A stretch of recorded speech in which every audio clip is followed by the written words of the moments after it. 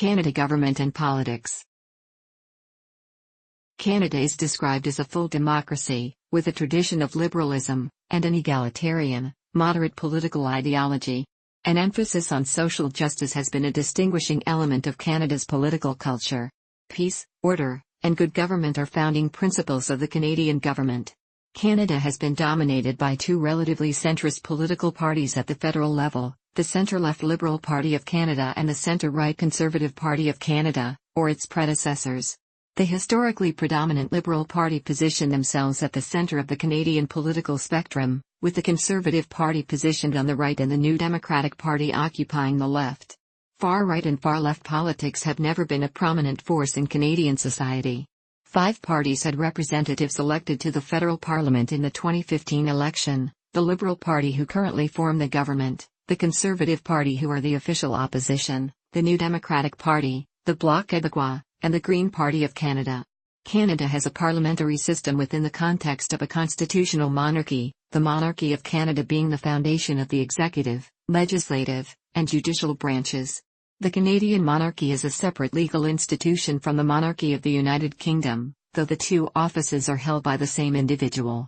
The sovereign is Queen Elizabeth II, who is also monarch of 15 other Commonwealth countries and each of Canada's 10 provinces.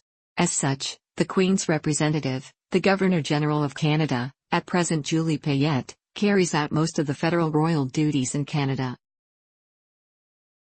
The direct participation of the royal and viceroyal figures in areas of governance is limited. In practice, their use of the executive powers is directed by the Cabinet, a committee of ministers of the Crown responsible to the elected House of Commons of Canada and chosen and headed by the Prime Minister of Canada, at present Justin Trudeau, the head of government. The Governor-General or monarch may, though, in certain crisis situations exercise their power without ministerial advice. To ensure the stability of government, the Governor-General will usually appoint as Prime Minister the person who is the current leader of the political party that can obtain the confidence of a plurality in the House of Commons. The Prime Minister's office, PMO, is thus one of the most powerful institutions in government, initiating most legislation for parliamentary approval and selecting for appointment by the Crown. Besides the aforementioned, the Governor-General, Lieutenant Governors, Senators, federal court judges, and heads of Crown corporations and government agencies. The leader of the party with the second most seats usually becomes the leader of Her Majesty's loyal opposition and is part of an adversarial parliamentary system intended to keep the government in check. Each of the 338 members of Parliament in the House of Commons is elected by simple plurality in an electoral district or riding. General elections must be called by the Governor-General, either on the advice of the Prime Minister or if the government loses a confidence vote in the House. Constitutionally, an election may be held no more than 5 years after the preceding election, although the Canada Elections Act limits this to 4 years with a fixed election date in October. The 105 members of the Senate, whose seats are portioned on a regional basis, serve until age 75. Canada's federal structure divides government responsibilities between the federal government and the 10 provinces. Provincial legislatures are unicameral and operate in parliamentary fashion similar to the House of Commons. Canada's 3 territories also have legislatures, but these are not sovereign and have fewer constitutional responsibilities than the provinces. The territorial legislatures also differ structurally from their provincial counterparts. The Bank of Canada is the central bank of the country. In addition, the Minister of Finance and Minister of Industry utilize the Statistics Canada Agency for financial planning and economic policy development. The Bank of Canada is the sole authority authorized to issue currency in the form of Canadian banknotes. The bank does not issue Canadian coins, they are issued by the Royal Canadian Mint. Law. The Constitution of Canada is the supreme law of the country, and consists of written text and unwritten conventions. The Constitution Act, 1867, known as the British North America Act prior to 1982, affirmed governance based on parliamentary precedent and divided powers between the federal and provincial governments. The Statute of Westminster 1931 granted full autonomy and the Constitution Act, 1982, ended all legislative ties to the UK, as well as adding a constitutional amending formula in the Canadian Charter of Rights and Freedoms.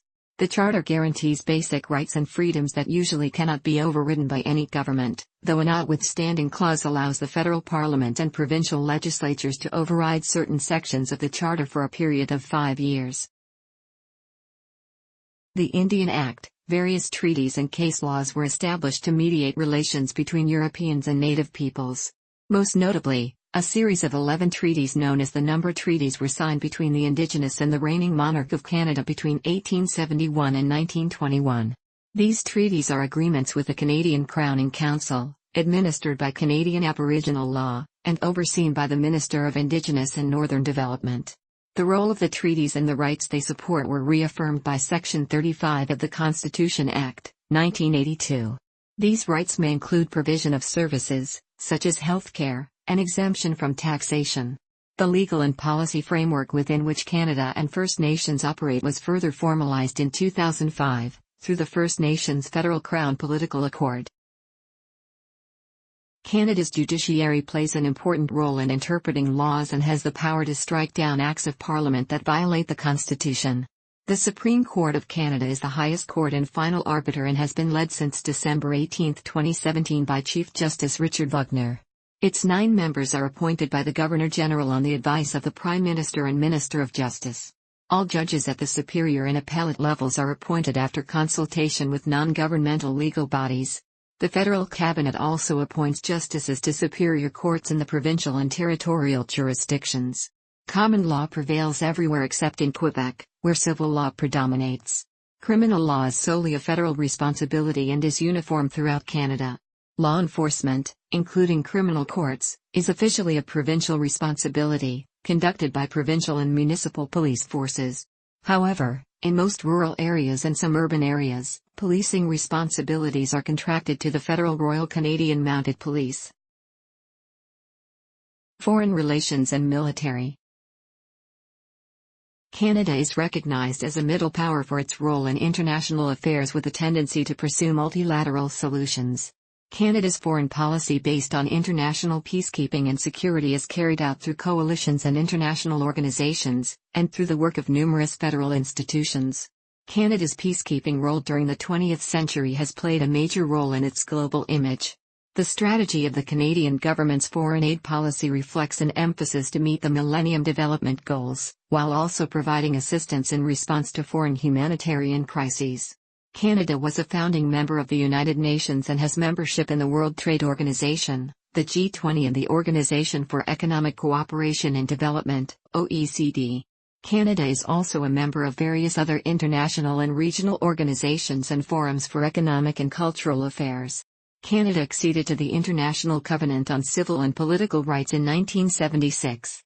Canada joined the Organization of American States, OAS, in 1990 and hosted the OAS General Assembly in 2000 and the Third Summit of the Americas in 2001.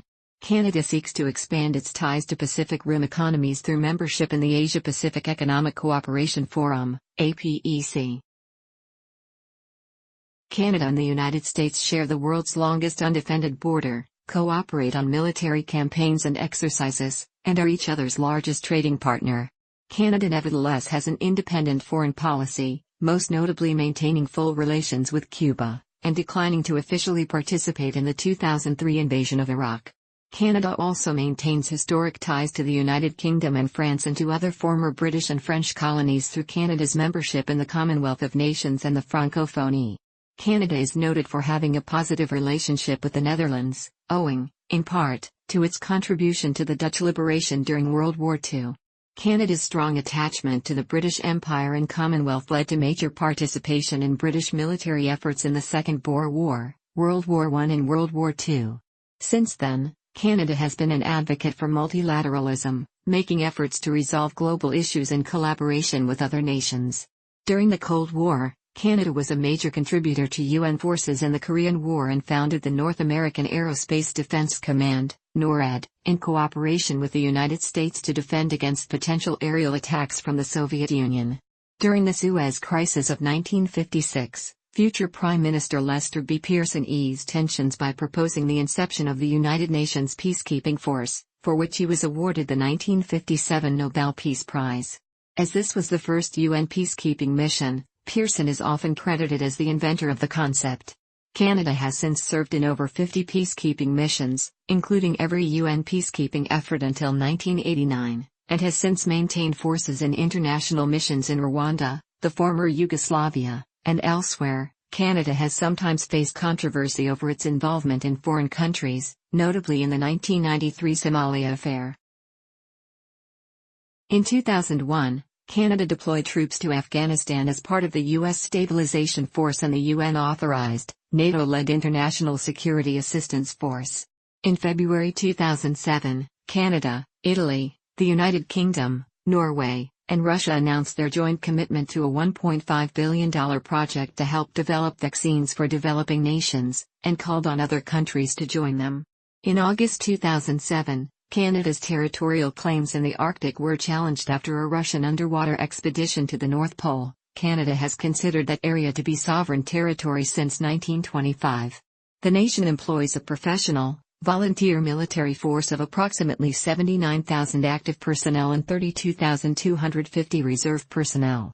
The Unified Canadian Forces, CF, comprise the Canadian Army, Royal Canadian Navy, and Royal Canadian Air Force. In 2013, Canada's military expenditure totaled approximately 19 billion Canadian dollars, or around 1% of the country's GDP. Following the 2016 Defence Policy Review, the Canadian government announced a 70% increase to the country's defence budget over the next decade. The Canadian Forces will acquire 88 fighter planes and 15 naval surface combatants, the latter as part of the National Shipbuilding Procurement Strategy. Canada's total military expenditure is expected to reach 32.7 billion Canadian dollars by 2027. Provinces and territories. Canada is a federation composed of 10 provinces and 3 territories.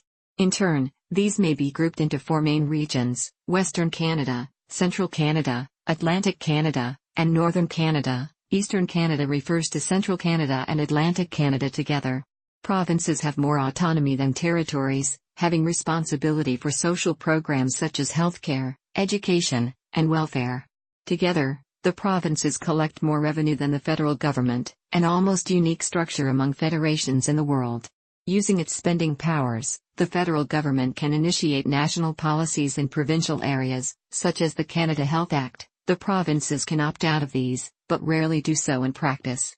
Equalization payments are made by the federal government to ensure reasonably uniform standards of services, and taxation are kept between the richer and poorer provinces. The major difference between a Canadian province and a territory is that provinces receive their power and authority from the Constitution Act, 1867, formerly called the British North America Act, 1867, whereas territorial governments have powers delegated to them by the Parliament of Canada. The powers flowing from the Constitution Act are divided between the Government of Canada, the federal government, and the provincial governments to exercise exclusively. A change to the division of powers between the federal government and the provinces requires a constitutional amendment, whereas a similar change affecting the territories can be performed unilaterally by the Parliament of Canada or government.